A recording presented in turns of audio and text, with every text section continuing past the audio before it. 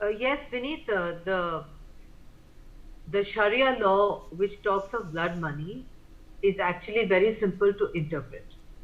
The victim's family has to agree to the amount, which is called the blood money, which is paid, and the person who is accused of the murder is immediately released. This is the procedure in many countries which follow Sharia law, not just in Yemen. The difficulty in Yemen is, as you rightly pointed out, that it is under this particular case is under the control of the Houthis, with whom we do not have direct diplomatic contact. Like it's not as if we are dealing with a nation state with whom we have diplomatic relations, an ambassador, an embassy, etc.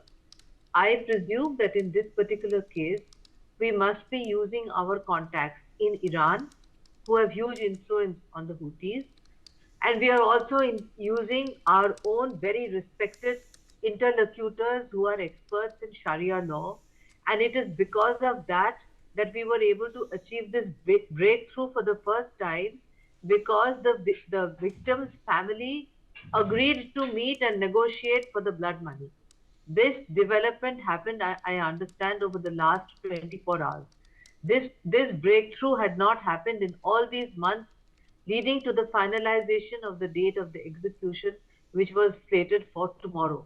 Now that the victim's family has agreed to meet, the next step is to decide on the amount of blood money and its transfer.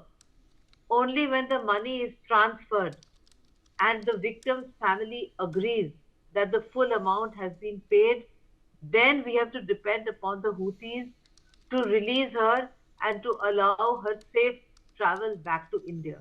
So all this in a state where we do not have direct diplomatic contact with the Houthis, and we are clearly going through our Shia contacts and our contacts in Iran and our local contacts, because there are Indians in that part of Yemen who are also very helpful, and the interlocutor who is an expert on Sharia law and who has managed to get this breakthrough done.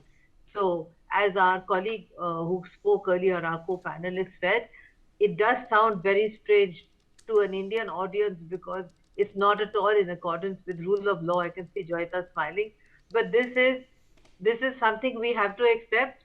And when you are in such a situation, there's an English proverb which said, "Do as the Romans do."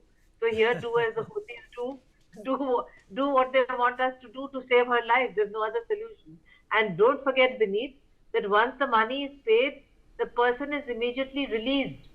There's no question of being in custody anymore. But It ma'am, there's already already started. around 9 crore rupees which have been you know accumulated to give to this family, which is over $1 million. Do you think they're waiting for the right amount? Yes, yes. They are very business minded, the Arabs. Don't forget that. They, I can't forget that, ma'am. I grew up in Saudi Arabia and Kuwait. I spent 8 years of my life in the Gulf, so I understand where you're coming from. Joyita,